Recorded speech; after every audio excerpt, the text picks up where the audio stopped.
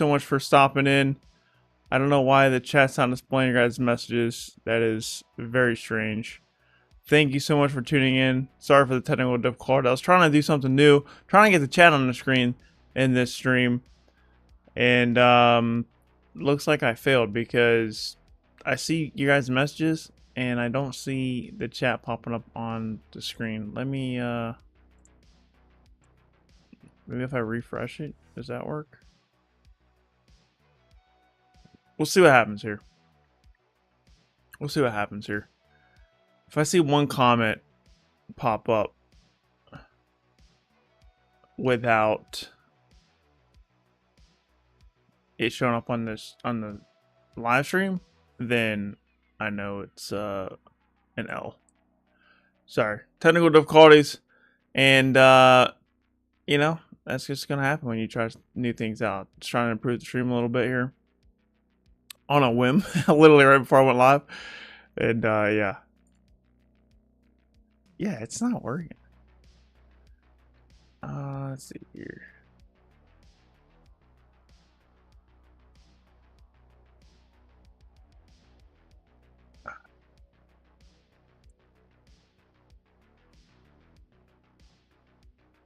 Bro, what's up with Kick?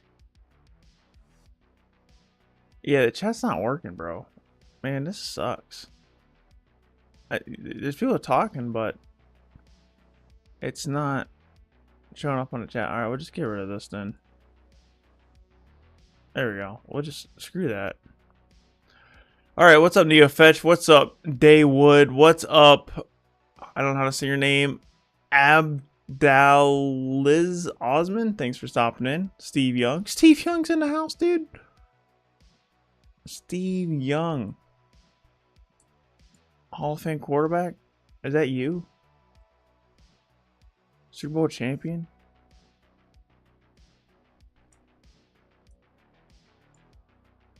Thanks for stopping in. What's up, NeoFetch? Alright, so this live stream, we're going to be talking about the podcasts that I personally listen to, why I listen to them, and how you can use these podcasts to your advantage if you're trying to achieve similar things that I'm trying to achieve. So we're going to wait a few minutes here before we start getting into the podcast and wait for people to get in here because they always miss it. I always get done and they're like, I missed it. I'm like, bro. So we'll give everyone a few minutes here.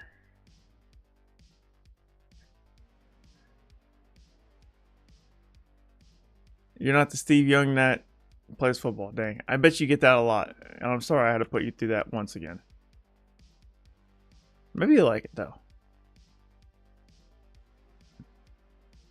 What's up, Mr. Joshua? Thanks for stopping in. I have file exe sound effects RAR. Can you open for my... Bro, I'm not opening no files from anybody while I'm streaming. Hard pass. Holistic approach to learning podcasts are necessary. I agree. There's so many people that... So, podcasts are picking up in popularity for good reason because you can get a lot of amazing information from podcasts. But there's still a lot of people that's not listening to podcasts. Like, I talk to people all the time. Do you listen to podcasts? And they're like, no. I'm like, what's wrong with you? Like, do you not want to grow? Do you not want to be a better person? Like, what is wrong with you, bro? You can literally listen to the podcasts of like the greatest minds, some of the most successful, the most successful people in the world, literally talking about how to win in life, and you're not going to listen to that. Like, you're okay with being a loser your whole life? That's the way. That's kind of how I look at it, bro. But I digress. I mean, this is kind of like a podcast, except this is live. But it's similar in theory. Like, you guys are we're gonna have a conversation. Like, you can directly, the difference between a live stream and a podcast, you guys can directly interact with it. I'm trying to do two-factor authentication while talking at the same time. It's not working, bro.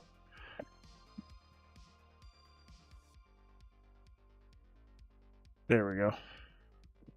Because for some reason, Kick won't let me change the name of the stream. I don't know why.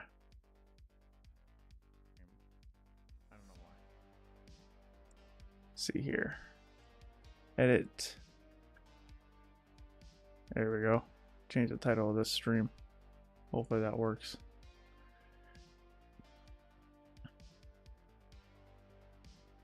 Yeah, I went live under like a other stream, so I don't know. I probably messed it up. Let's see here. Is this the stream that's going on right now? Bro, come on, man.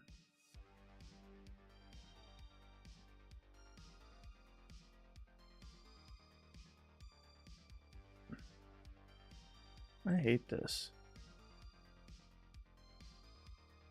I hate when you make a mistake when it's live, bro. Like, it's the worst. It's the worst because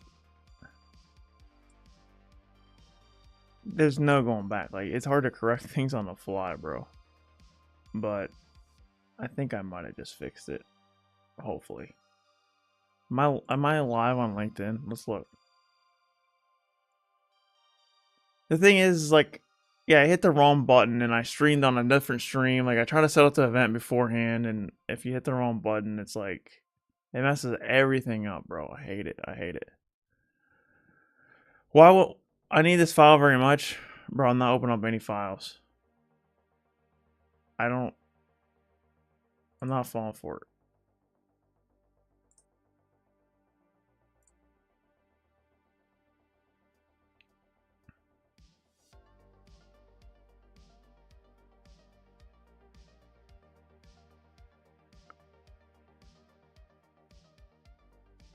What's up, F.E. Eloy? Thanks for stopping in. Glad to see you here.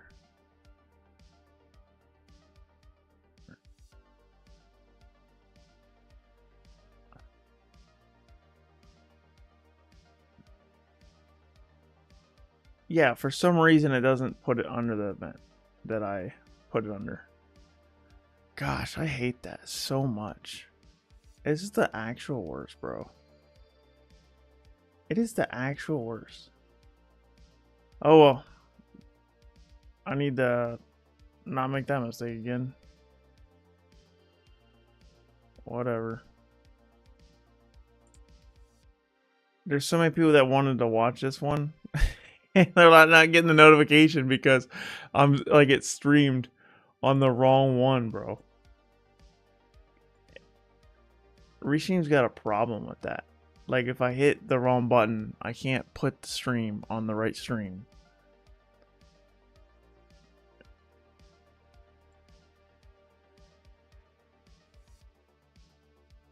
I want to put on this one.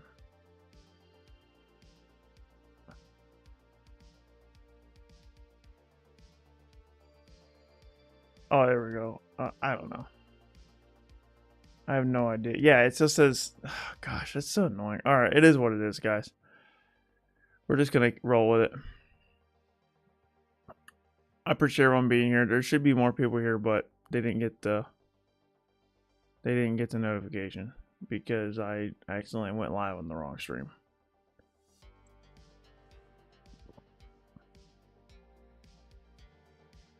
By the way, I'm not doing the news anymore in these live streams. We are going to be doing just Q&A. So just feel free to ask me whatever question you want. Like how do you say your name? Gagan Deep. All right. Asking, do you still recommend OSCP? Yeah, bro. There's a reason why it sits on the back wall back there on the top left. Those certs are ordered from most to least important, and the top left is the most important. The OSCP single-handedly has been the greatest impact certification of my career, hands down, no doubt about it. Heck yes, I still recommend OSCP. Do you see a lot of people bashing OSCP? And let me tell you about the people who bash OSCP. The people who bash OSCP don't have OSCP. Because A, they're too lazy to put in the work to get it. B, they fear failure. Or C, they can't afford it. And if you can't afford it, that's a solid argument. I can somewhat get behind that one. But let me tell you right now, if you can afford $1,000 smartphone and you subscribe to Netflix, Hulu, Disney Plus, Amazon Prime, and you subscribe Prime Video, PlayStation Plus, Xbox Live, and you're buying video games every week, you're getting takeout every day, you're getting alcohol all the time. Alcohol is expensive. And you're spending all this money on this garbage. You have an $800 car payment. Like, bro, sell the car and go get an OSCP. You don't need to drive it. You don't need an $800 car payment. You don't need a $40,000, $50,000, $60,000 car. You don't need that. You don't even need a $30,000 car, bro. I drive a car that's worth $3,800. Not even kidding. $3,800 is what my car is currently worth. And that's one of the reasons why I can afford training for myself. Now, granted, my employer has been paying for a lot of my training lately, but I have self-invested a lot of money into my training. OffSec, I have spent over $10,000 in OffSec training. I was hoping to get more than 3 certifications out of the deal, but it is what it is. I only got 3 certs. I should have got more, slacked a little bit, and I didn't get the most bang out of my buck for that. So yeah, if you're complaining about OSCP price and you're just wasting thousands of dollars, then you got your priorities wrong. Now, if you genuinely like have nothing, like you're not subscribed to any of that nonsense I just mentioned, then you can make the argument that OSCP is too expensive. And if you're in that boat, man, go pick up a side hustle. Go drive Uber. Go work at a fast food restaurant, bro. It doesn't take... Listen, I know this is going to be hard for a lot of people to hear, but it doesn't really take that much effort to come up with $1,700. I mean, think about it. Most jobs pay $15 an hour nowadays. When I worked in an oil refinery, I made like $13.50 an hour. I ended up bumping up. When I left the job, I was at $16.50 an hour. And I was making $500 every week. Like, granted, I understand you can save money. You just gotta figure it out. And if you can't save the money, then you need to work more. It's like literally that easy. Go get a job. If you think you're too above working fast food or working in a restaurant, or I clean dishes. My first job, I cleaned dishes, bro. Minimum wage, $7.30 an hour. And I was still able to buy like a $500 Xbox. You know what I mean? So you can make it work. I know the cost of living's high nowadays, but like I said, they're literally giving $15 an hour to literally flip hamburgers. If you can't pay for an OSCP on a $15 hour salary, you gotta cut out the nonsense. You don't need the $1,000 smartphone. But this isn't a finance channel. I'm just saying, OSCP, moral story, OSCP is 100% worth it. It's worth I think it's $1,700 for the 90 days access. 100%. Corey Perry, quick question. Would I encounter issues or red flags if I'm currently unemployed trying to get a new cyber position? If I say I left my previous role because I'm looking for opportunities that align? It depends. I guess it just depends on the kind of role. Like, what kind of role did you leave? A lot of employers don't like that. They don't like gaps in your resume, obviously. So you're going to get dinged by some employers. Now, a smart employer, a smart recruiter, a smart hiring manager, they won't care. The right company won't care. But there are going to be stickler companies out there that do care for some reason.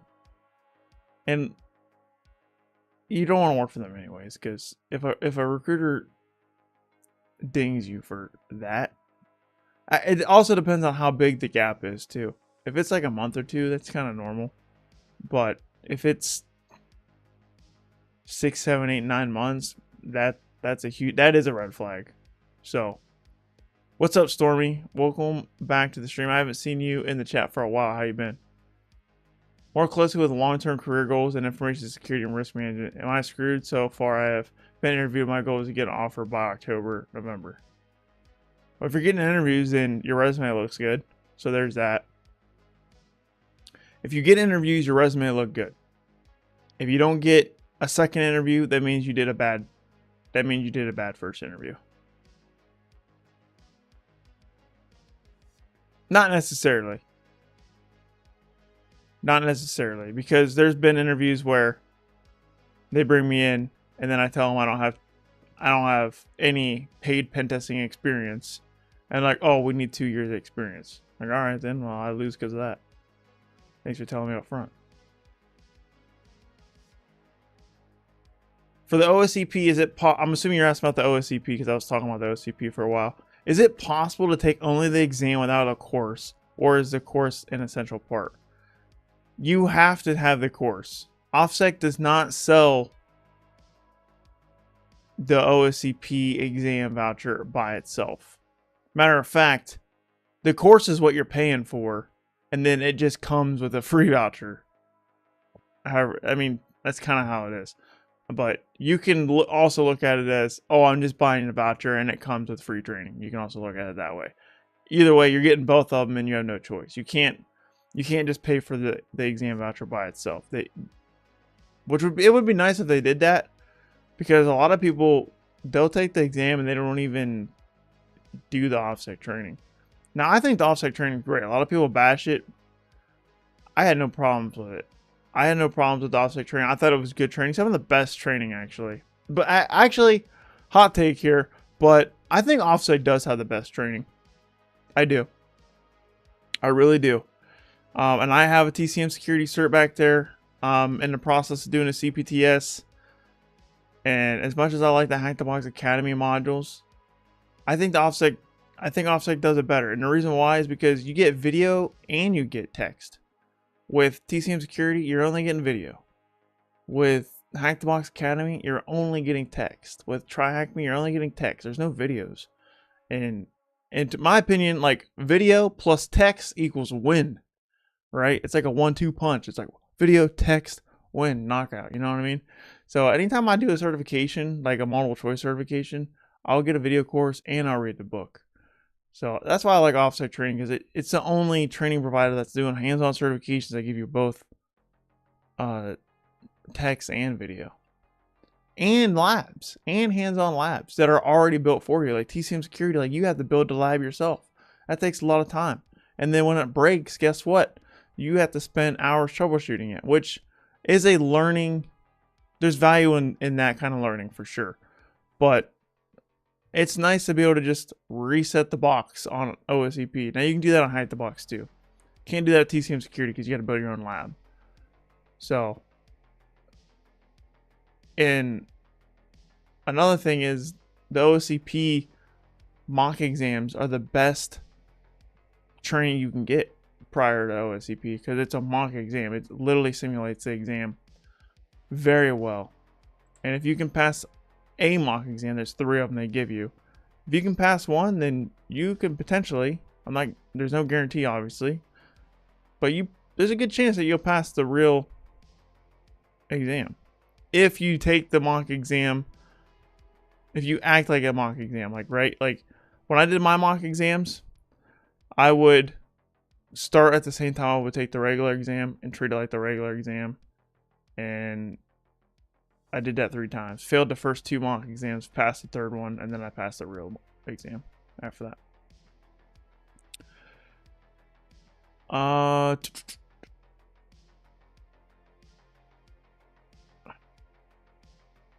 is it well, speaking of OSCP, you mentioned you were doing hack the box CPTS. How far along are you percent wise? I think I'm 33.33%, maybe a little more. Last time I checked, it was a third of the way done. And what did you think of it? Do you believe it's good prep for the OSCP? I think it is good prep for the OSCP. I think it is. Oh, Hack the Box Academy is the real deal. I was giving a little bit of flack because it doesn't have video training, but the exercises are good. They're good hands-on exercises, and you can't progress until well, I guess you can't take the exam until you actually do those modules. But yeah, I have no idea what you're talking about.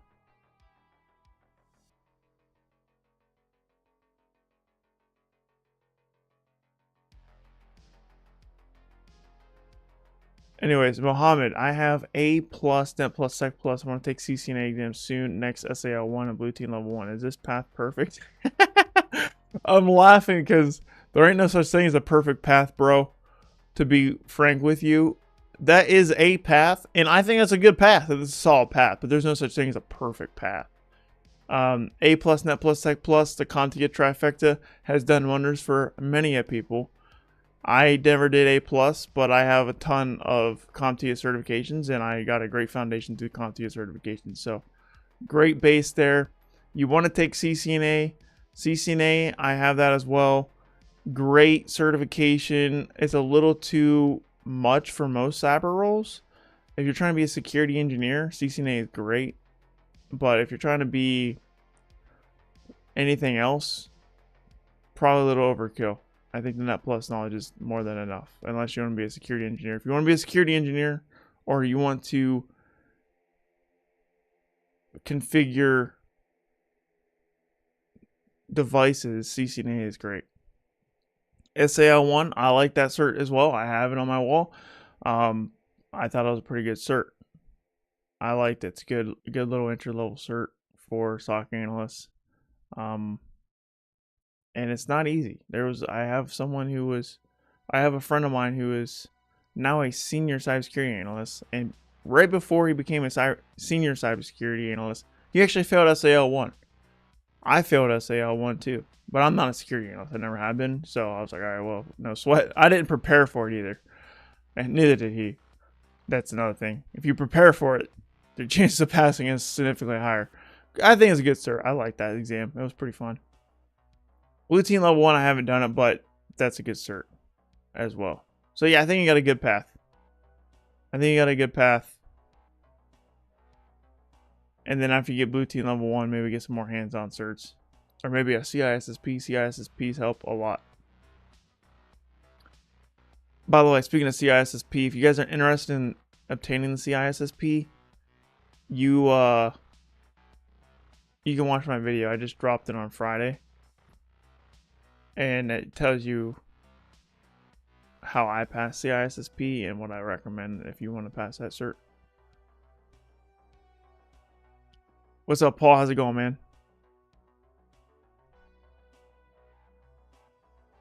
You failed your A+ today? Oh, man. I'm sorry. That sucks. I recommend watching my video about failure. If it's eating you up, if it's bothering you. Because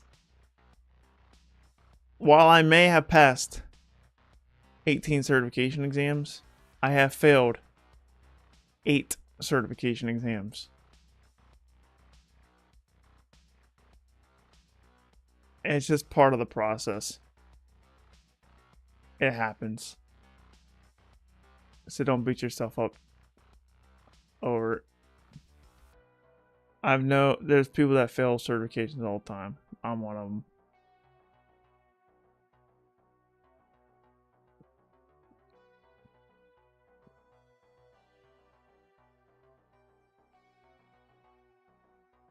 Is it worth getting A+ cert if I have a degree in IT?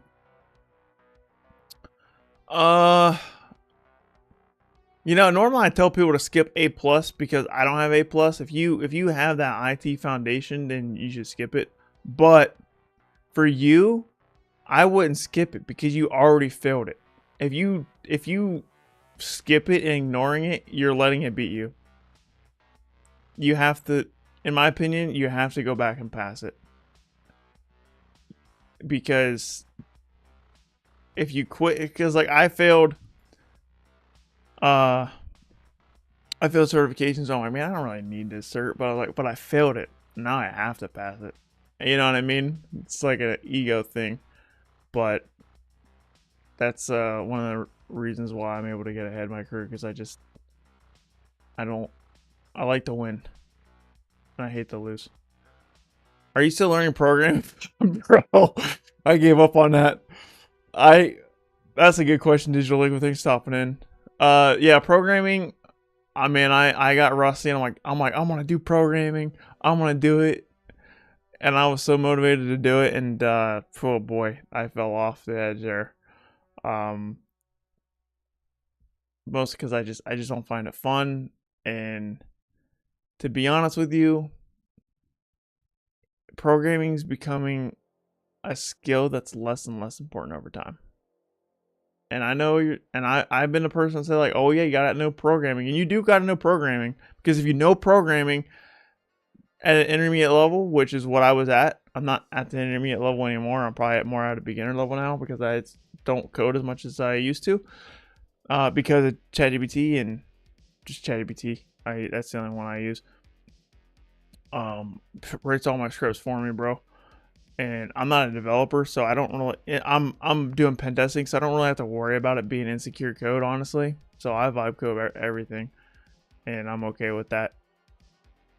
So I'd say as time goes on, programming is becoming less and less important. It's still important because, like I said, if you know how to program, you can prompt AI to write good programs for you. But if you don't have that programming background, then you can't prompt it to write good programs, in my opinion. So still a good skill to learn. 100%.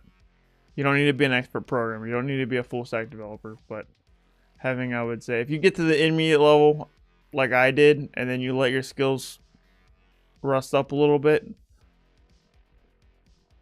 I think that's fine. I let it rust up a little bit. And like I said, I'm no longer at that intermediate level, and I'm at that beginner level again. But it hasn't really stopped me from doing my pen testing job.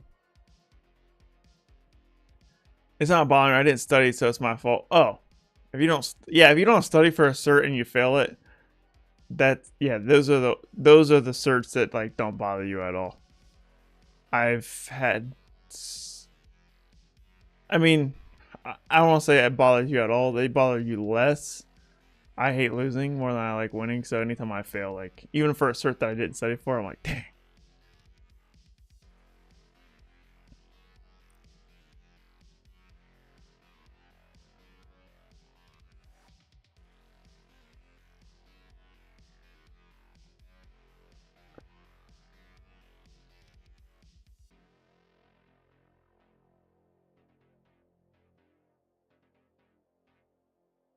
David, I don't know what you're asking, bro.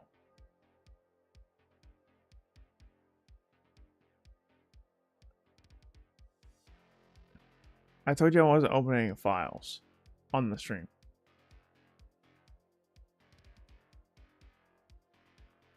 I will help you answer any question you have, but I'm not gonna sit here and troubleshoot something for you on the stream. I'm not opening up any files.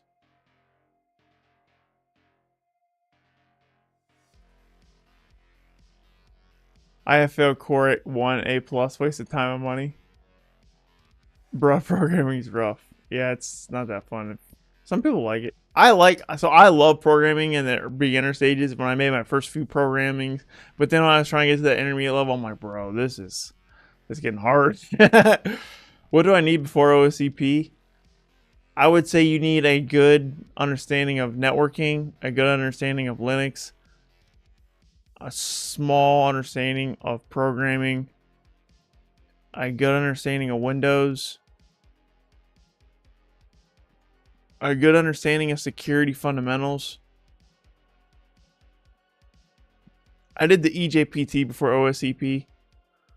So I would recommend that. I would recommend the INE Security EJPT or the TCM Security PJPT or the TriAcme PT1. Those are all 3 junior level certification pentesting certifications. I would get one of those before OSCP. Your chances of success is going to be greatly increased if you get one of those junior certs. If I had to pick a junior cert before OSCP, to be honest with you, you can't go wrong with either one. I like the TCM Security PJPT the most because it's good for life. The INE Security EJPT is not good for life, and I have to renew mine in a couple of months, and honestly, it's like $60. I'm like, bro, do I want to keep the cert for $60? Like, I don't need it anymore because definitely have certs that are higher.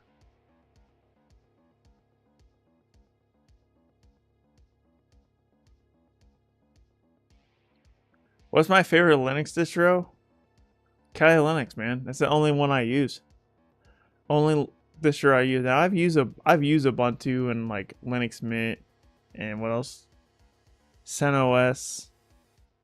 I've used a handful of them.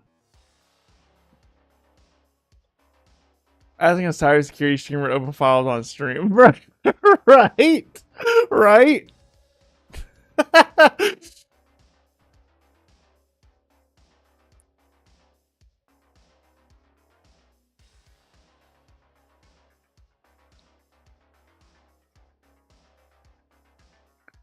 Yeah, Kali Linux. My top distro. It's the only Linux distribution that I have actually used for the past few years now.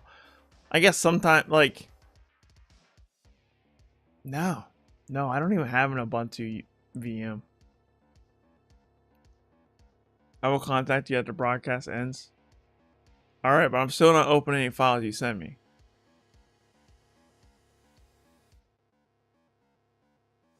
Matter of fact, you need to send me a message by carrier pigeon. It has to be 0 electronic messaging because now my risk meter is through the roof with you. So if you want to message me, I need a handwritten letter through carrier pigeon.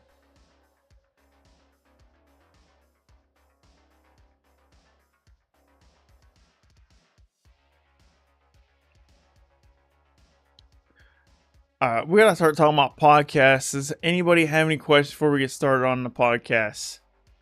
Because the name of the stream is Podcast That Drive Success, my go-to podcast or something like that.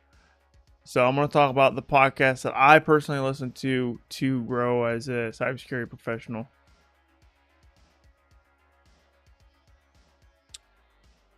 I just need to pull up my list. I should have did that, but I got so caught up talking to you guys that I was troubleshooting some issues, and that was my fault. Oh well.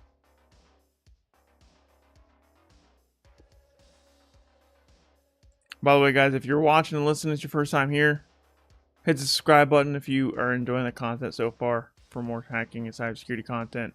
If you've been here before and you haven't hit the like button, do me all a favor and hit the like button. I messaged you on Facebook and you didn't reply on Discord. Bro, those are the 2 places where I'm not at though. Like if you want if you want a response, you have to go where I'm at, which is my YouTube comments. My YouTube comments get the most attention.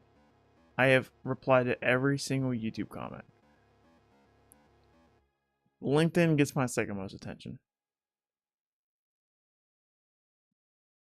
Would you say that TCM Security PSAA certification industry recognized? Adnam, welcome to the stream. Thanks for stopping in. That's a good question. I would say no, unfortunately. And I say unfortunately because TCM makes good stuff. I like TCM Security stuff. And it's hands-on and it's practical. I know it is because I have TCM Security PWPA on that wall back there. And I also have done the PMPT.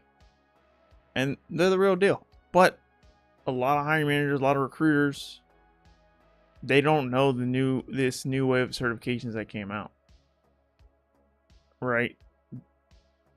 They've been in the field a lot longer, like very long time. So these new certifications like TCM Security, Hack the Box, Try Hack Me, these certifications that are actually hands-on, that are really good, they don't even know what they are. They have no idea, which blows my mind because they expect you to be stayed up to date in the industry, but then they don't know what they're talking about themselves. So, unfortunately, it's not industry recognized. It will, with time, be industry recognized when people like me step out of my role and hit leadership level roles. When I'm, in charge of like hiring decisions or something. When I hit that senior pen tester status. When I'm interviewing people or whatever. How are you liking your current role? What does your day-to-day look like? I like my role. My day-to-day,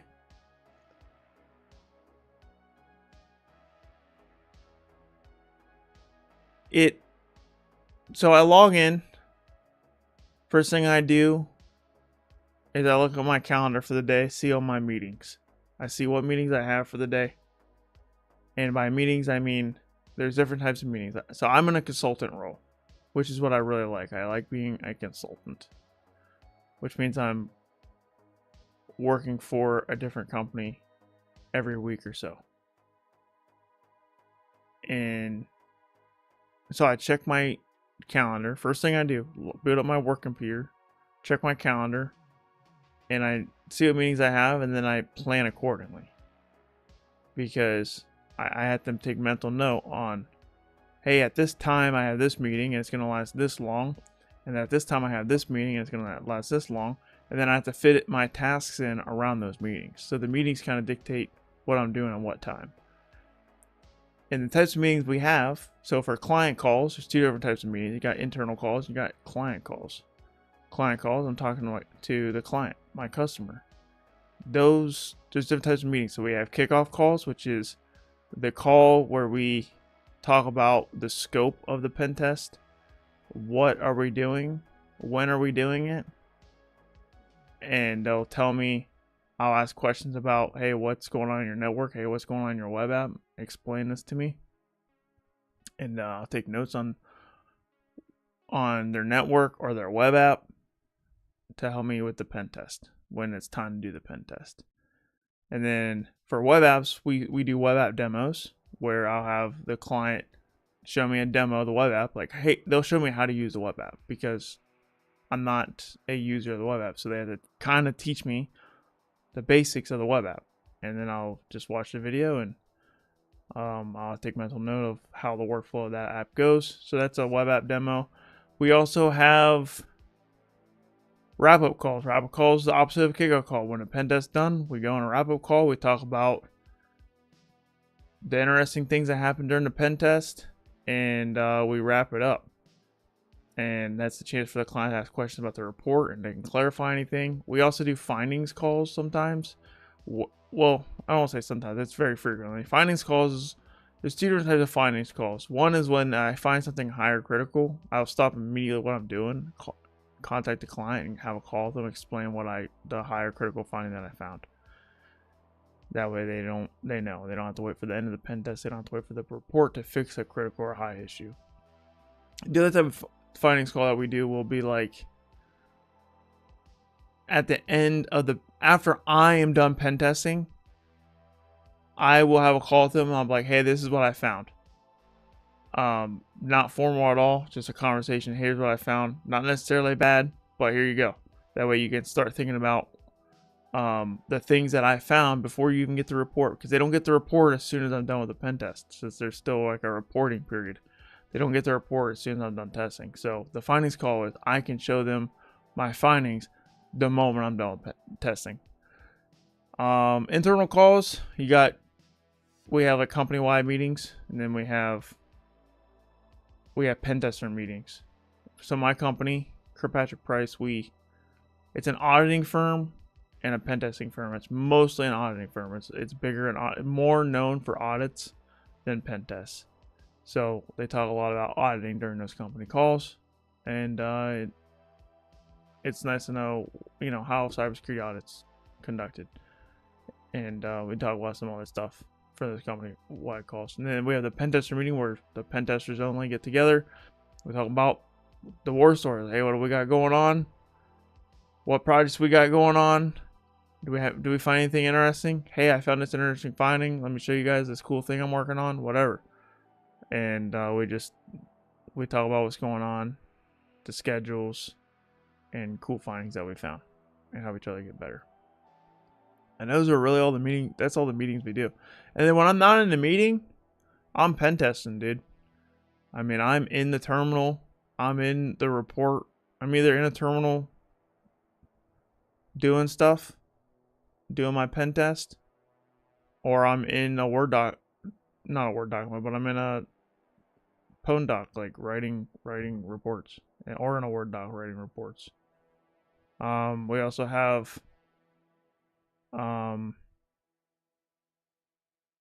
like a project management tool where the clients will upload information, and we have to review those throughout the week to make sure that they're giving us the information. And that's the day, man. It's every day. Hopefully that was a good explanation. I haven't really talked about that much in my content. I'll probably have to make a video about that. Do black hat hackers ever bother getting IT certification, or is it mostly just a white hat legit career thing? Nah, they don't get certs. They probably don't. It's mostly a white hat legit career thing because you don't need a certification to hack stuff. And that's the argument a lot of people make for pen testing. Like, oh, you don't need a certification to be a pen tester. While that is true, certifications do help you land those jobs. It's a marketing tool.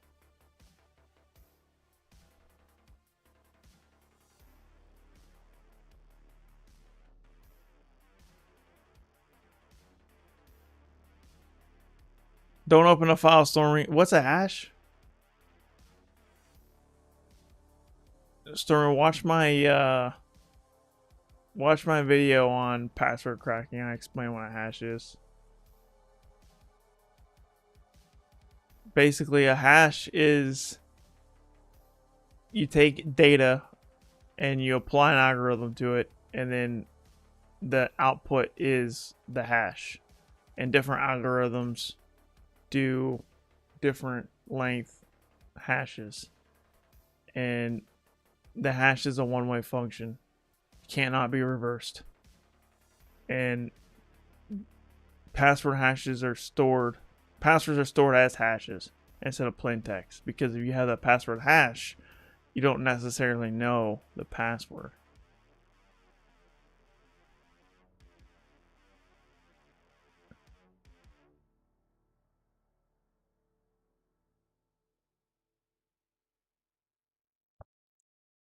I don't know cybersecurity. Got the IT degree, but no cybersecurity.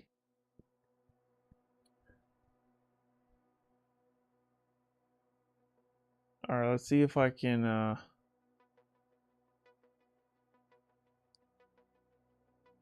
We're running out of time, man. It's already been 44 minutes. We're gonna start talking about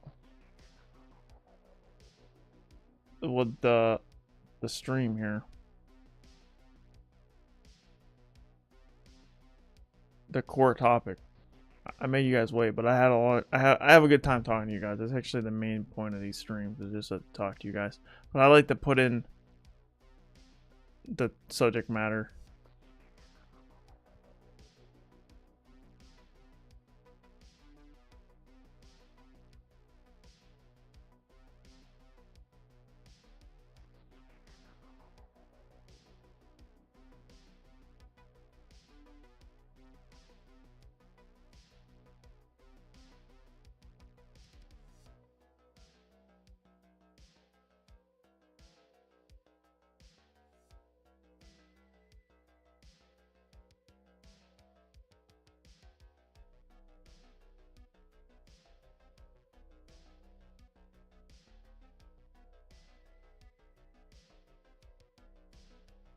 All right, here we go. I'm just going to share my screen raw. I want to turn the music off. And show you guys what's going on here. Let's do, let's go. There we go. And there we go. All right, so here, this is my Spotify. These are my shows I listen to on a very regular basis.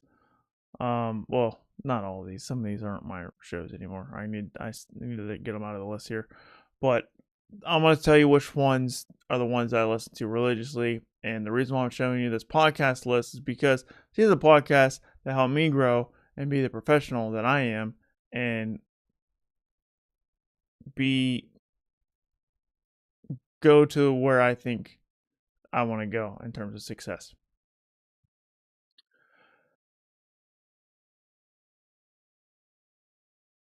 I'm going to look at the chat one more time before we go here. What's your favorite cert? The one that you gain a lot from the most. What's up, operator? My favorite cert, let me go back to here, is the OSWA. And the reason why that's my favorite certification is because I failed it 3 times. It took me 4 tries to pass it, and it was super frustrating. And the thing I learned from it the most is how to overcome failure and how to push through hard things, because I haven't experienced failure at that level ever in my life before. Yes, I failed certification exams before that, but I've never failed something more than once. And that I failed it 3 times. And I learned a lot through that failure. And I learned, because I failed 3 times, I went back to the content so much, and I learned web app hacking like the back of my hand. So it's my favorite cert because it was the hardest for me to obtain, and it showed me that I can overcome anything if I put my mind to it, and that's why it's my favorite cert.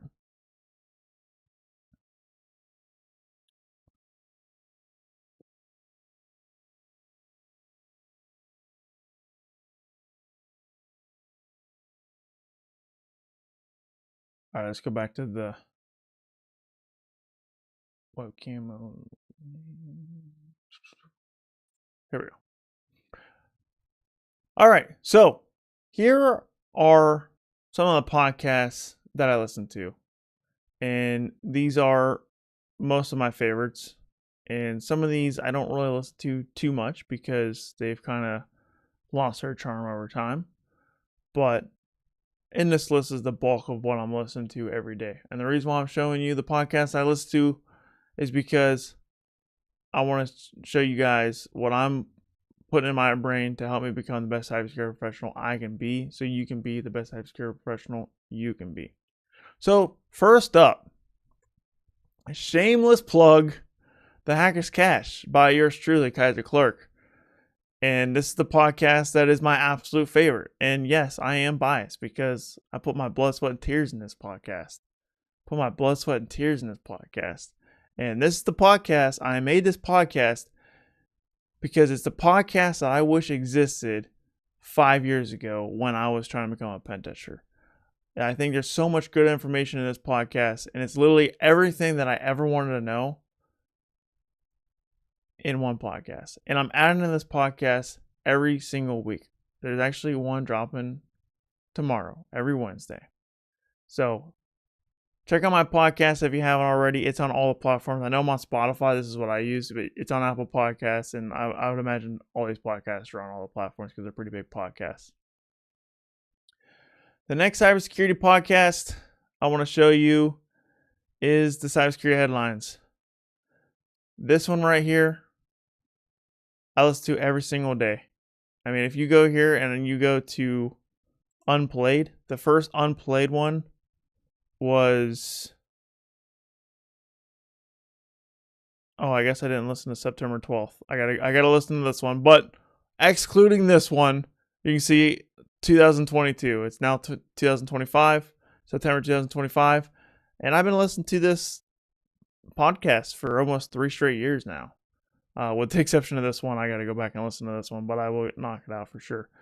But yeah, cybersecurity headlines. It says all the news in a very short amount of window, like a 6-minute episode. Now they do these weekend reviews that actually this only says 1 minute left, so I did listen to this one. I don't know why it says I didn't listen to it, but yeah, these weekend reviews are like 20, 30 minutes, more like a regular podcast length. They're still pretty short, like 20 something minutes, but the other ones are just like 6 minutes long, and it's a good way to get the news really fast, and that's why I like it. I also like Cybersecurity Today by IT World Canada. I listen to this one pretty regularly as well, and it's very similar. You can get the news in a bite-sized chunk, and they also have longer episodes at the end of the week or at the end of the month or something like that. They release episodes like every other day, so it's not as frequent, but it's a good way to get even more news because these guys cover different things than these guys. Now, if it's a huge headline, they both cover, obviously, but there's some differences in what's covered for sure.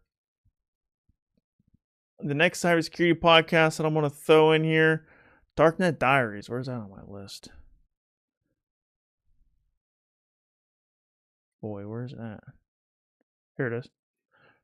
Darknet Diaries. You can see I've actually listened to every single episode. Look, unplayed every single episode. There's not a single one. I'm waiting for the next one to come out because I love it. I love the show. Great show. If you're not listening to Darknet Diaries, then you must not care about cybersecurity because this is a very good show. So highly recommend this one if you're interested in hearing about real cybercrime. This isn't really about how to build a career like my podcast. The Hackers Cash podcast is about how to build a career and what you can do to break in and what you can do to level up. This isn't that. This is real, gritty horror stories that happen on the dark net. It's about cybercrime, and it's about people who committed crimes. He brings in like the people who actually committed the crime, and he brings them on the show after they got out of prison. And they also bring in people who, investigated these cyber crimes, and they also bring in pen testers as well, people who are doing this stuff in the real world, the white hats, and they talk about some interesting pen testing stories. But they don't really tell you how to become a pen tester. So it's a totally different type of show. Totally recommend it. It's fun and it's entertaining, and the editing is superb. The Cyber Threat Perspective. I really enjoy this show. It has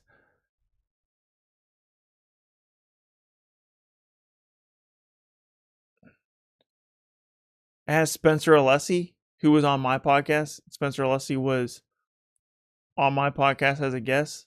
So if you enjoy this show, then definitely check out that episode. But I like this show because this is the tactics. This is a very technical podcast on what pen testers are doing and why they do it. And it's not for pen testers. It is by pen testers. So the two guys that are on the show, Spencer and, oh my gosh, I wish I knew the other one's name. Brad. Spencer and Brad are both pen testers, and they talk about how to secure stuff.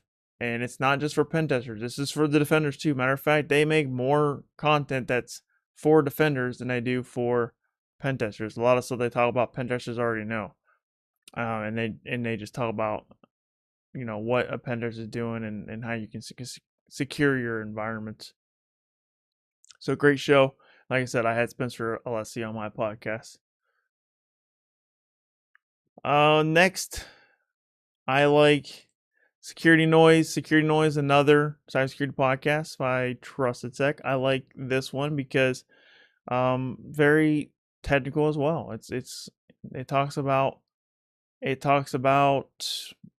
pretty much anything relating to pen testing. They are a pen test firm after all. So it's just good if you're in offense security just to listen to this, and you're just gonna pick up a lot of the lingo, and you're gonna get what's buzzing around and what's hot and what's not in the world of offense security and cybersecurity. So it's a good one to listen to and watch. I don't know if they have a video podcast or not. What else here? Is that my last? That is my last cybersecurity podcast, but I do have one other podcast that is tech related that I want to put as an honorable mention. I don't listen to it as much anymore,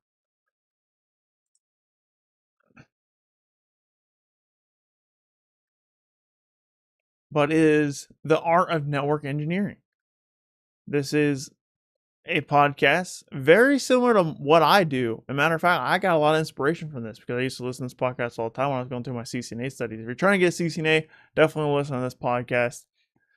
But that's why I started listening to it, because I wanted to upgrade my networking skills, and I started listening to it, and I got a lot of inspiration from this podcast. It's a very similar format as my podcast, except it's about network engineers talking to network engineers, not offense security professionals talking to offense security professionals.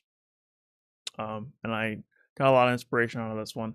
And by the way, yours truly, me, Kyser Clark, was on one of these episodes. I don't know what episode number I was on. Is there a way to search? I don't know if there's a way. I know how to search on mobile. What episode number was I on? Let's see here. I'm going to find it. Oh boy, I need to.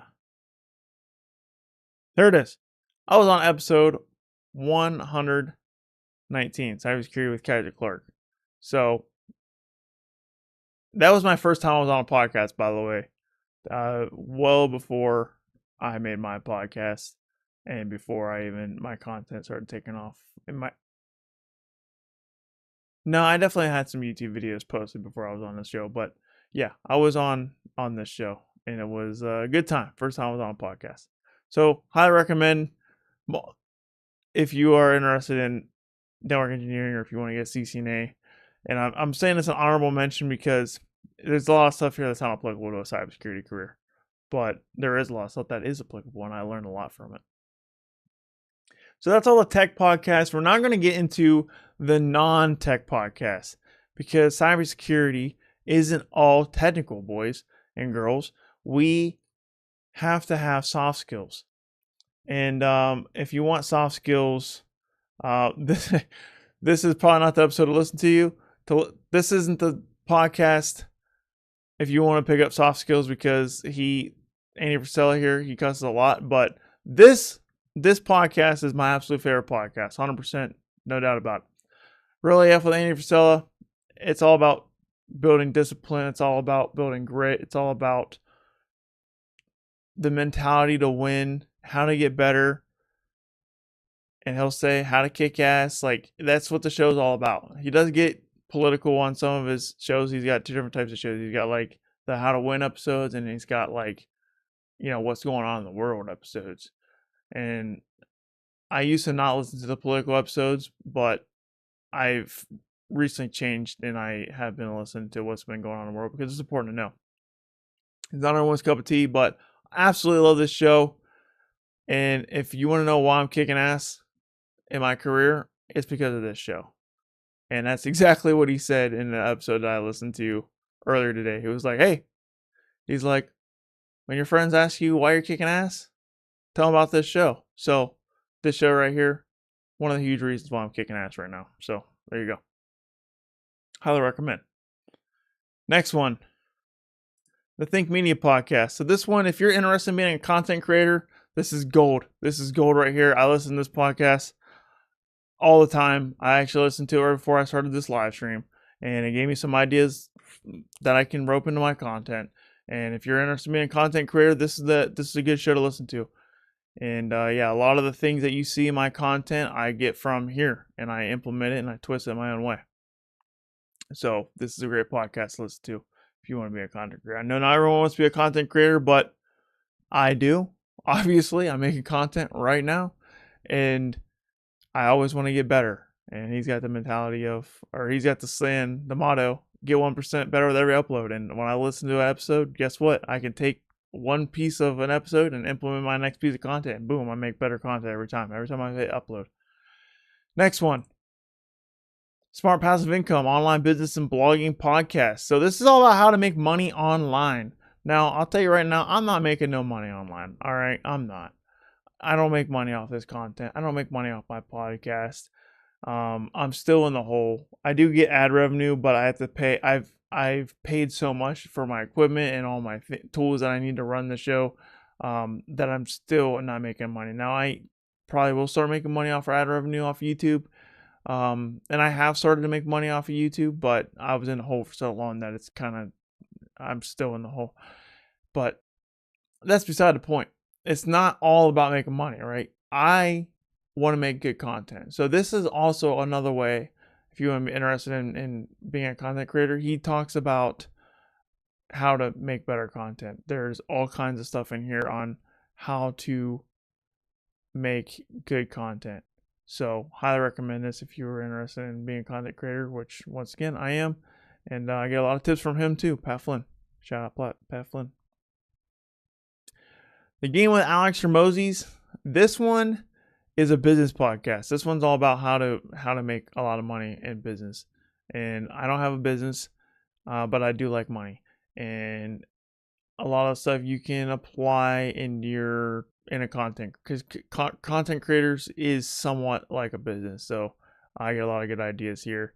This one is a little, he's talking millions and millions of dollars. Like, this is for people that want to make multi-million-dollar businesses. I am not at that level, so a lot of the tips aren't applicable, but I think the mentality is applicable, so I listen to it. Next up, we have, here we go. Where's it at? The Dave Ramsey Show. Bro, I am a Dave Ramsey baby step person, all right? I'm going to become a baby step millionaire, and it's going to happen.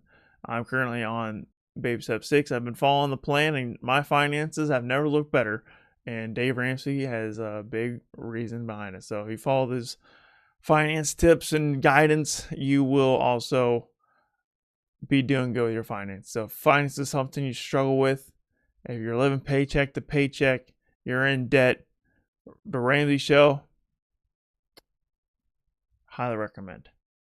Another podcast I listen to by Dave Ramsey, the Entree Leadership Podcast. Now, this one is a combination of how to run a business, but also how to be a good leader. So you get a lot of good information, and I like business podcasts. Business is, I always say, business skills are important in cybersecurity, and business is a subcategory expertise. It's my number 2 thing. I'm a cybersecurity professional, but I also like to spend time on business stuff as well.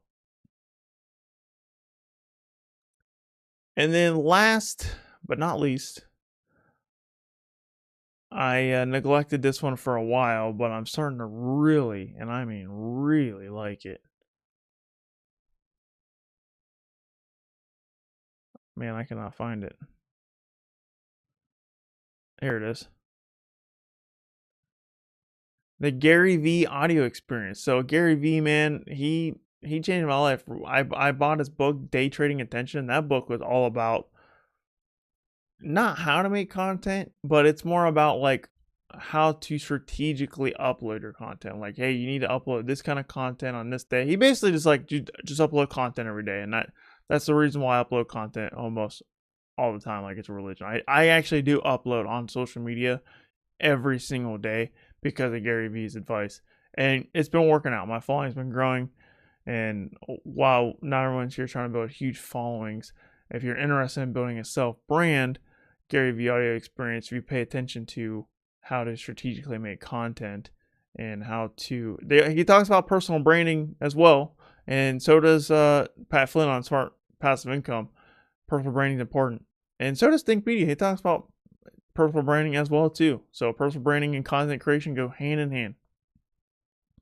And then, by the way, this information is coming from my newsletter. And if you're interested in my newsletter, you can sign up at kyserclark.com/newsletter. And I made this newsletter probably a year ago. So this list is still holds true, but I have to add one more podcast to the list that wasn't in that newsletter. And I said Gary Vee was last but not least, but that's because I was looking at the newsletter and this podcast wasn't on the newsletter. So last but not least, our cybersecurity mission by Kirkpatrick Price. This is the company that I work for. I work for this company, great company, and we're here to help you with your security needs. That's what we do. We do audits and we do pen tests. And I'm going to be on a future episode. I don't know when my episode is going to come out, But yeah, it's a great podcast. Highly recommend if you want another cybersecurity podcast. And like I said, it's a newer one, but we believe in our mission and highly recommend watching it.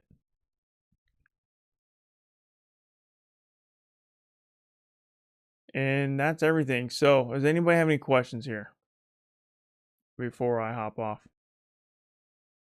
I'm gonna play the music again.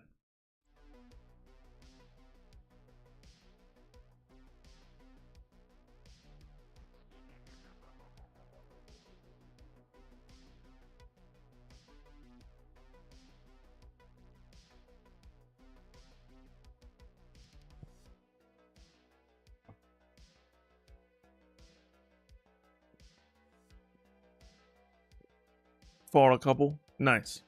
Which ones? I'm curious. Which ones interested you? Like I said, my all-time favorite, other than mine's my all-time favorite. Mine's my baby. But mine's real AF. Literally listen to it every single day. Literally every day. Multiple times a day, actually. I'm trying to catch up. I'm trying to listen to literally every episode. And he's got like years worth of content.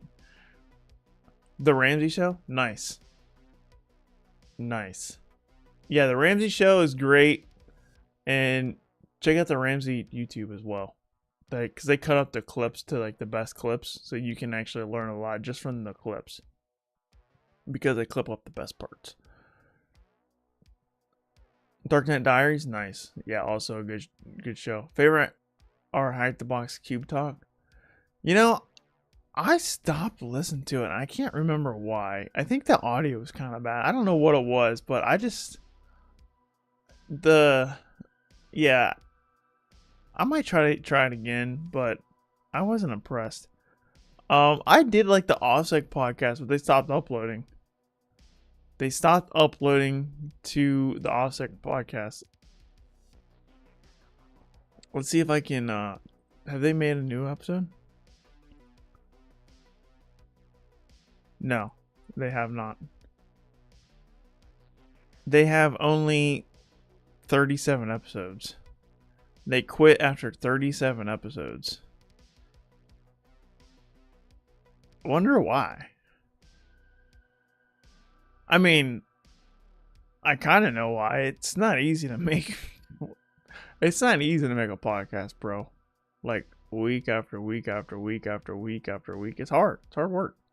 By the way, when I say I put my blood, sweat, and tears in my podcast, I'm the only one that does work on my podcast. I'm the one that invites the guests. I'm the one that puts it on a calendar. I'm the one that comes up with the questions. I'm the one that does all the editing. I'm the one that does the thumbnails, the titles, the descriptions, uploading them on the platforms, all of it. One man show over here. And it's not easy. It's not easy. So I understand when I see like someone quit after 36 episodes, I'm like, oh, I get it. I get it, but I don't quit, so I keep going. I'm at like 63 right now.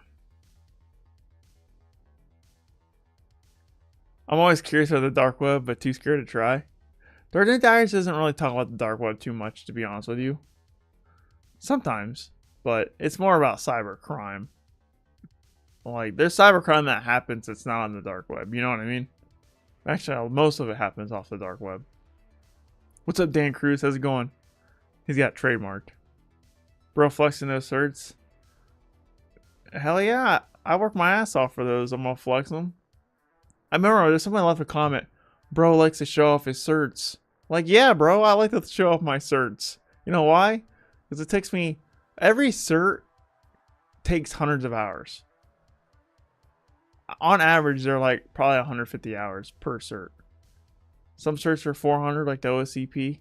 And then some certs I spend no time and I just get. But yeah, I like to flex them. I didn't know what else to put back there. But even if I did, I wouldn't put it back there. Because I think the certs... I think putting them back there is...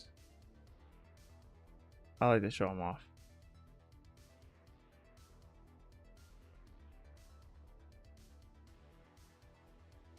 It's not about me.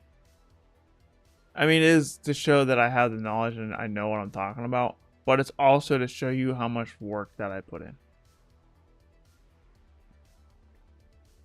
If I had to, I want to be known as the guy who just doesn't stop working. I'm not interested in being like the smartest person, but I am interested in being the hardest working person.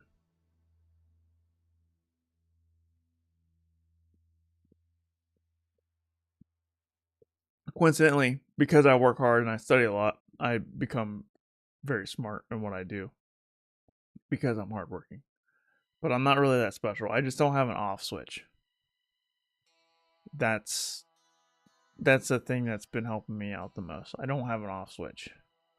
I was thinking about this today on my run. And I get insulted when I see influencers talking about work-life balance. Matter of fact, I've been like anti work-life balance for a while now, and I actually have a video on this channel talking about that. And a lot of people kind of take it the wrong way, but I really don't care because me not having off switch has been the number one thing that's helped me in my career. But the thing is, man, I tried to take it easy. I tried to have a work-life balance. Like I bought a TV about this time last year, and I plugged in my PlayStation 5 for the first time in like years, and I started doing like an hour of video games every day, and I have an addictive personality, so I have a hard time turning the game off. So I'd turn what was supposed to be an hour gaming session into a 3-hour gaming session, and then I won't get sleep. But like I said, I tried to relax and enjoy one of my hobbies, which is video games. I love video games, and it honestly just made me more depressed. I don't want to say it made me more depressed because I wasn't depressed to begin with, but it made me depressed because it made me realize I was wasting my time and I couldn't enjoy them because I know there's so much more work to do in my career. So it's hard for me to enjoy video games now. Now, I still do play video games every now and again. I'm actually going to play with my brother tomorrow. But playing with him's more like just get to hang out with my brother type of thing rather than I'm here to play video games type of thing. What's up, Alexander? Oof. Just did my first CTF without write-ups or AI. Nice. That's actually a huge feat. I remember the first time I did that, and that is a huge win. That is a massive win. Congratulations. Because I remember when I first did that too without write-ups. Makes you feel unstoppable, for sure. You should debate Tyler on it.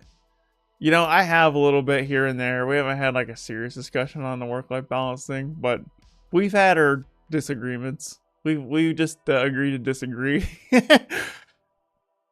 we talked about it a little bit for sure. Cause he always talks about don't sacrifice your children and your family and your loved ones on the altar of success. And me, I don't have a spouse.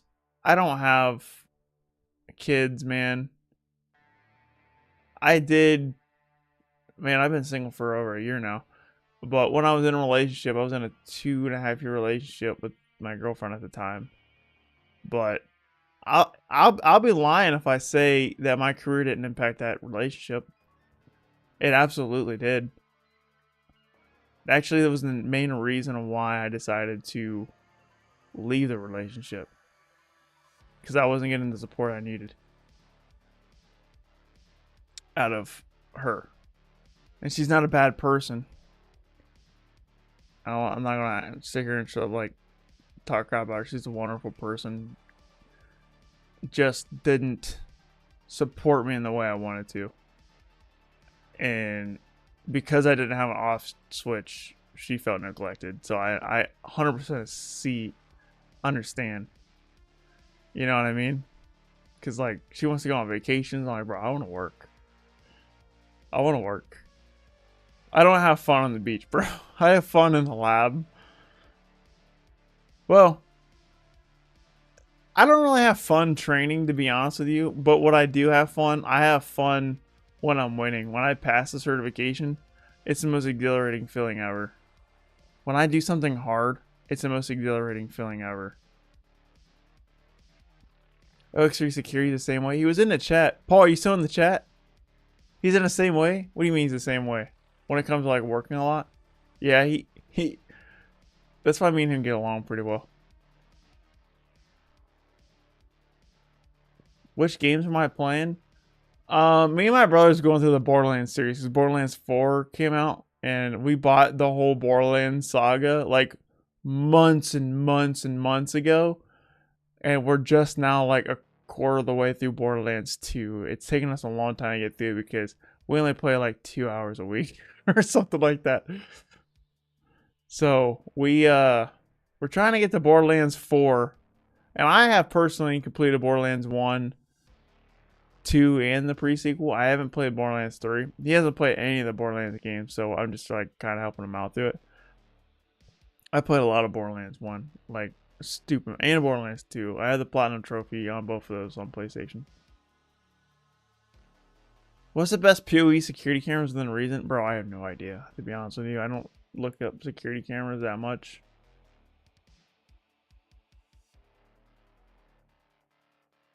I got some Ring cameras and call it a day. They're definitely not the best, but they're definitely the most affordable. I'm pretty frugal, so I'd like to have a state-of-the-art security system, but I just don't want to pay the money for it.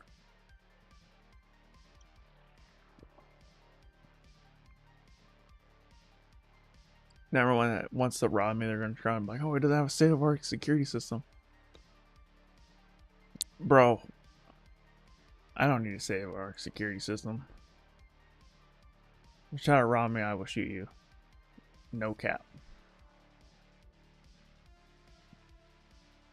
Do I like crypto? Yeah, I like crypto. Currently don't have any crypto because I sold all my crypto to fund my down payment on my house. So crypto paid a significant portion, like my crypto winnings, my crypto earnings paid a significant portion of my down payment on my house. And that's why I don't have any crypto. But once I pay off this house, I will get back into crypto 100%. Are you still in the military reserves?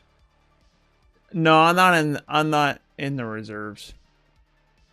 So I'm in inactive reserves. There's two different types of reserves. So you got active duty, and then you have active reserves, and you have inactive reserves.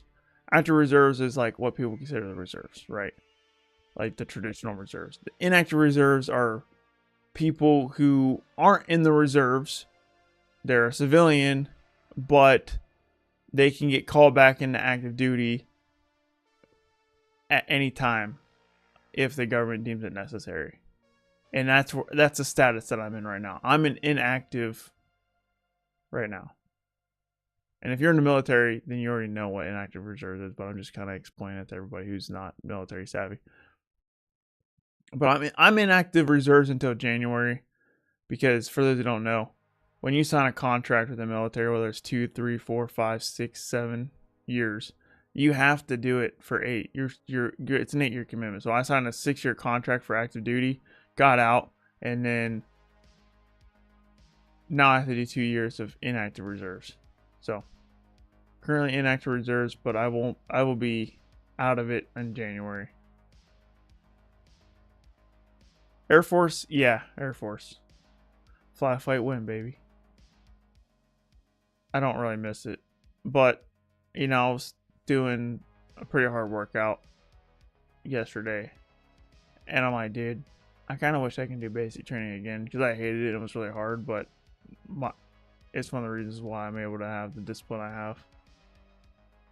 Best place to start with learning ethical hacking, I would say learn IT basics first. Go get your A+ or equivalent knowledge, come to you, get your security. Not sorry. Do your network plus, get your security plus. I start with the basics. You can't go straight to hacking. You have to understand how computers work before you can hack them. So start with IT basics. A lot of people try to skip over it, and it's not going to work out well for you if you do.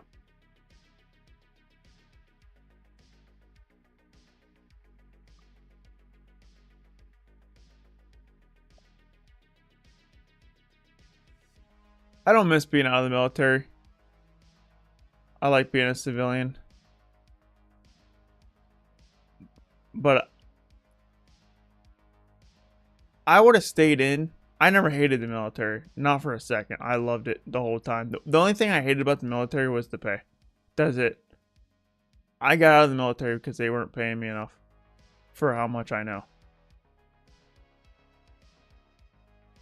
If I can make the money that if I could make the money that I make now, active duty, I never would have got out.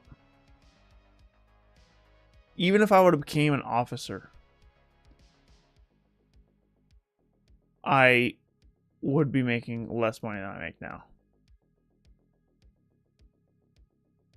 Ever been to Edwards? No. Currently doing IT there and getting SAN certs. Nice.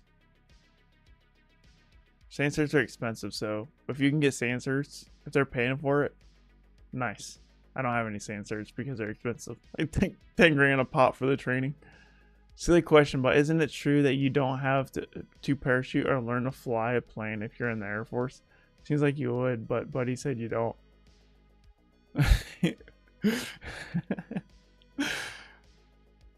Bro, I don't know anything about airplanes. Dude, I don't. Feel like, oh, you must like airplanes. Bro, I don't know nothing about airplanes, bro. I work on computers, bro. No, you don't need to parachute or learn to fly a plane. Neither one of those. Now, I have been on Air Force planes, but I was in for like 5 years, 4.5 years before I even went inside an Air Force plane, to be honest with you.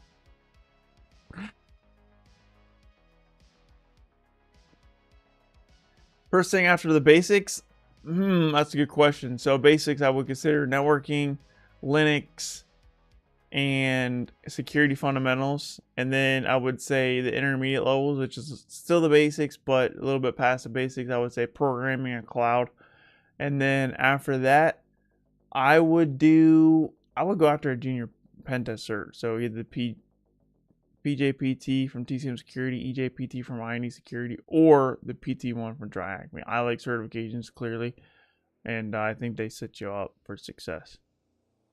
It's a good fold. Using GI Bill for SANS, I was able to get my BSIT. What's a BSIT while in the Army? Nice. I used my GI Bill to get my master's degree in cybersecurity. I used my tuition assistance to get my bachelor's degree in cybersecurity. And then I used my tuition assistance to get like the first 2 classes of my master's done. And then I finished up my master's with the GI Bill after I got out. Now I'm using the GI Bill to go for my MBA. A lot of people ask me, what's your 3rd degree for? MBA. Matter of fact, that's what I'm going to be doing after this stream. I got to do schoolwork for my MBA. Thanks for everything, Kyser, in your service. So thanks for the support. My pleasure.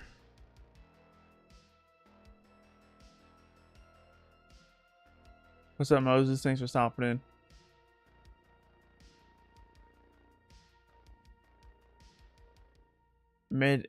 Meta Yas? Welcome to the stream. Thanks for stopping in. Hi, Kyser. In your opinion, how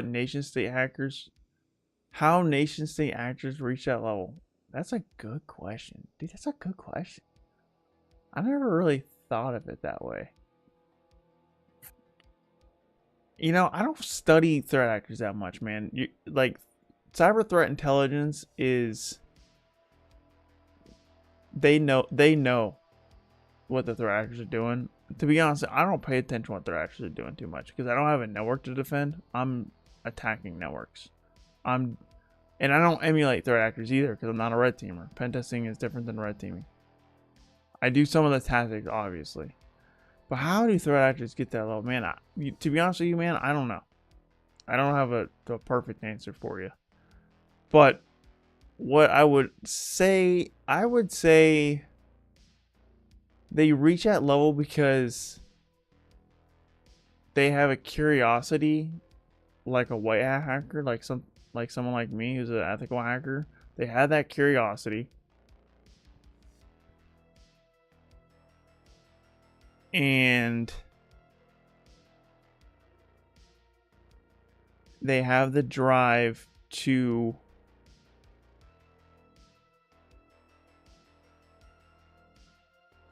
I'm thinking about APTs on a non nation state level. At the nation state level, it's a little bit different. It's state sponsored. So the state literally finds these people and gives them the training. That's what they do. Okay. That's what they're doing. The state, whatever country they're hacking for, finds these people who meet a certain criteria, whatever that may be, and then they're training them up, and they're giving them all the resources to be at that level. So that's what I would say. The states, literally state sponsored hacker. Like the governments are training these people. Now when it comes to APTs, advanced persistent threats, who are not state sponsored, because there are cyber criminal gangs out there that aren't state sponsored.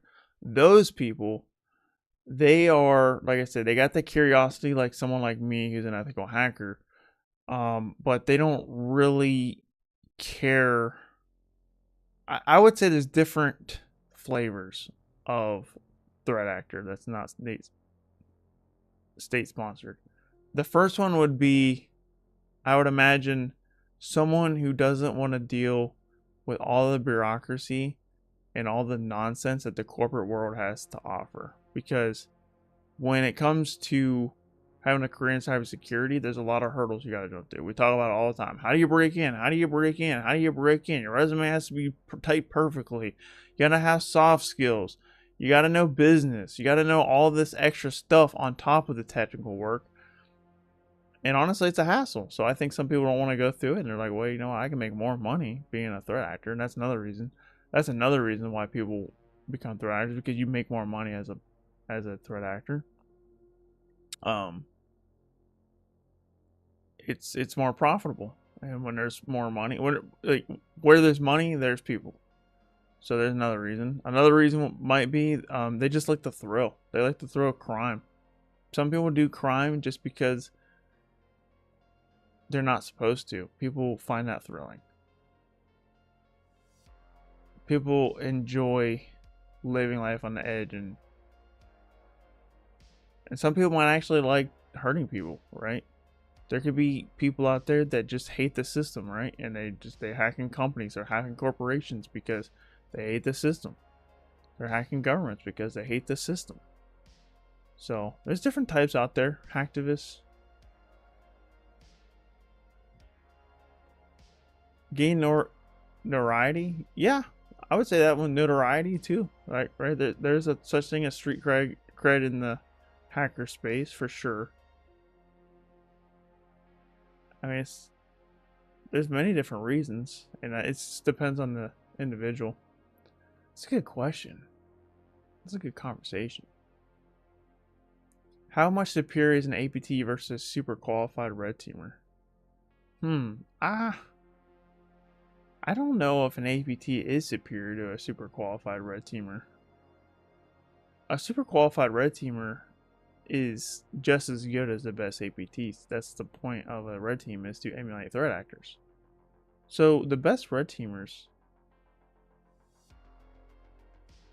have equal, maybe even more skill than the best APTs. But there's probably APTs out there that are better than your average red teamer. Yeah, 100%. They're one and the same. The skill set's the same. The point of a red team is to emulate threat actors. So they, in theory, should be the same.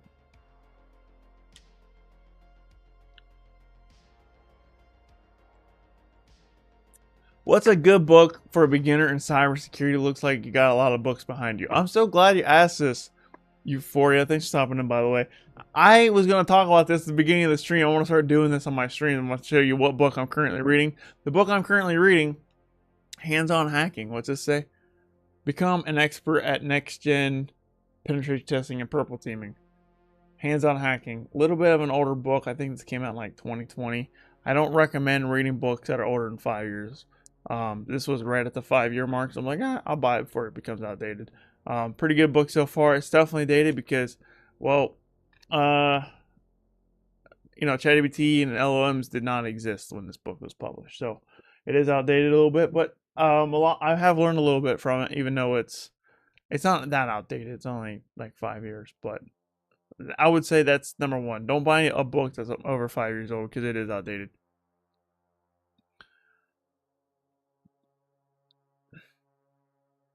I wonder how they gain this notoriety so the state sponsors them. I don't think it's about gaining notoriety and the state sponsoring them. I think it's the state literally plucking people out of the civilian population that has a certain aptitude and then training them, right? Like I think of like a communist regime like North Korea, and they're like looking at these kids and these kids do like a series of tests, and they watch and observe these kids and how they solve problems, and the kids that are coming up with creative solutions to solve like these kid puzzles, I'd imagine they're like, yep, we want this one and this one. These ones are going to be hackers. Put them through the boot camp, and they spent, that's how I imagine it. Like a North Korea choosing threat actors. That's how I imagine it. Is that how it's happening? I don't know. I was gonna say I've never been in North Korea, but fun fact of the day, I actually have been over the border in North Korea. Fun fact of the day. I was stationed in South Korea for 2 years, and I got the honor and privilege to actually step over into the North Korea border. Now, I didn't go far over the border. We're talking like 15 feet over the border. But yeah, I didn't get to see the inside of North Korea.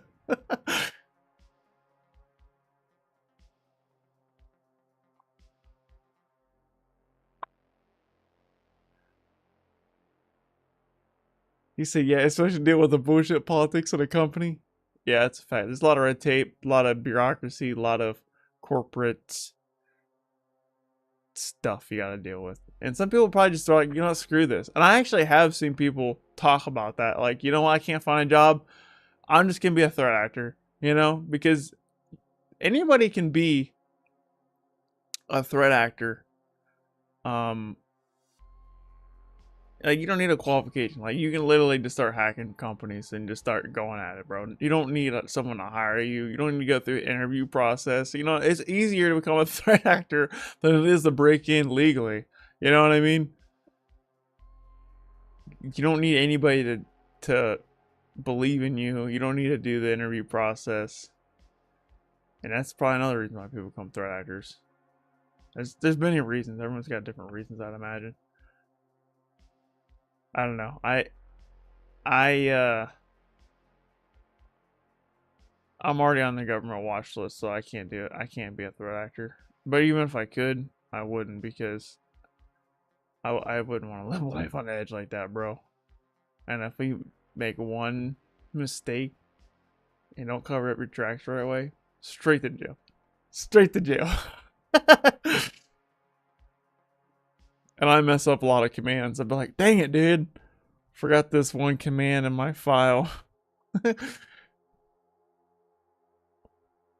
You rebel. So I didn't go to North Korea illegally. Like, I was allowed to go. Like, North Korea invited us over to promote peace between the Koreas. Like, that was a thing that was going on for a while. I don't know if they're doing it. They stopped it when COVID happened. I don't know if they brought it back up or not. I'd like to think they did, to promote the peace between the Koreas. But yeah, it's not like I snuck over the border by 15 feet. Like, North Korea actually invited us over. You know what I mean? It's kind of like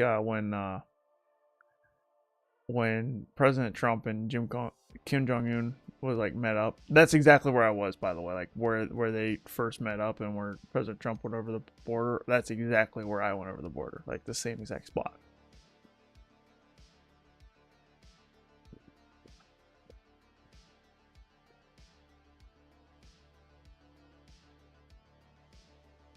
Sorry, I didn't answer your question about the. I got on a tangent about the book that I was reading. I didn't tell you a good book for beginner. Good book for beginner. Let me get the shelf. For a cybersecurity book.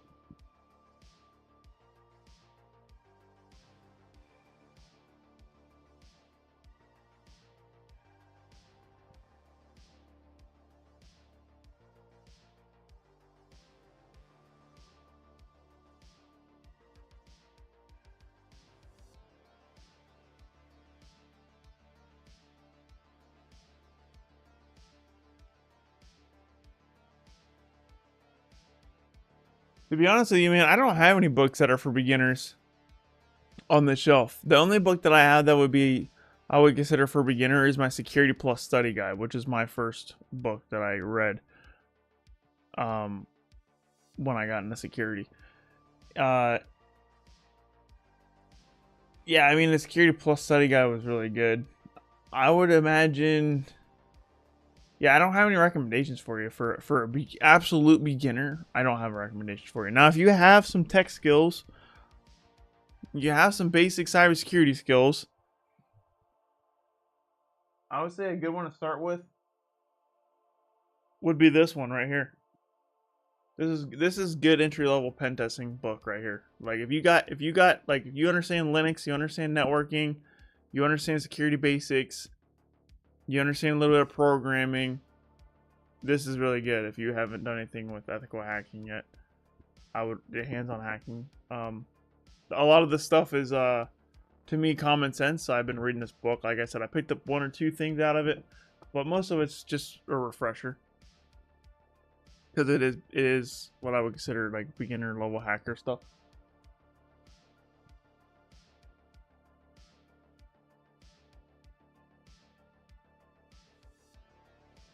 But yeah, all my beginner level books are all certification exams. You can't see them on the bottom shelf, but the certification exam books are what I read almost religiously in my early days. Now I just pick up random books that seem appealing about hacking. I buy specifically hacking ones.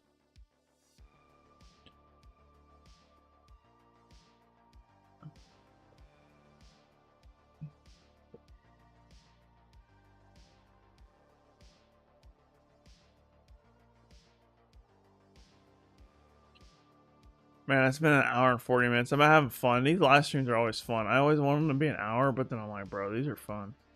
I like talking to you guys. But looks like chat's dying out. So if anybody has any final questions, ask me the question. If I don't get any more questions, I'm gonna get off and wrap it up here.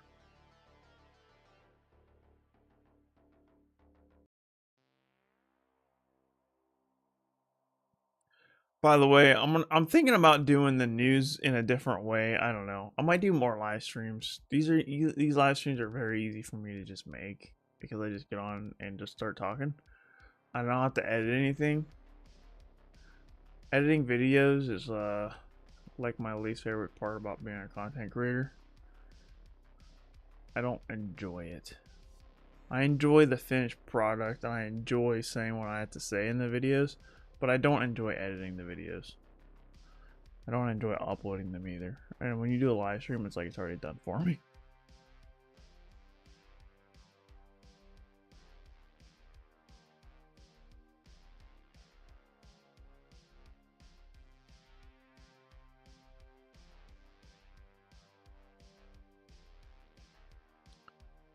All right, doesn't seem like there's any more questions, so I'm gonna go ahead and wrap it up, guys. Thank you so much for watching. Thanks for hanging out. Thanks for asking your questions. If I missed you in the chat, I'm sorry. There's a lot of people here today. I have no idea how many people was here, but the chat was pretty busy, or busy enough for me. A lot of good questions today, by the way. I like answering your guys' questions. If you're on YouTube, hit the subscribe button. If you're on any other platforms, hit the like button. Help out the channel a lot. And yeah, I got a lot more content coming down the pipe. We got podcasts, I got videos, I got technical content coming out. I'm getting back in the terminal. I paused my my technical content for 3 months because I was on a warning because they shot down one of my videos. So now that my strike is over, I can get back to going to the technical content again. And if I get hit again, then, well, that's going to suck. But I'm taking precautions in the technical content. So a lot more technical content is going to be coming out.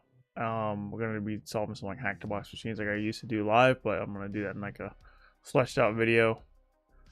And I'm literally doubling the amount of technical content. I'm doubling down on technical content because technical content is where it's at, dude. I always say you got to be highly technical. And yeah, I'm going to just put my money where my mouth is and show you guys, like, yeah, that's going to be the bulk of my content. At least half of it, about half of it. Still going to be doing the talking and all that, but yeah. Technical content's where it's at.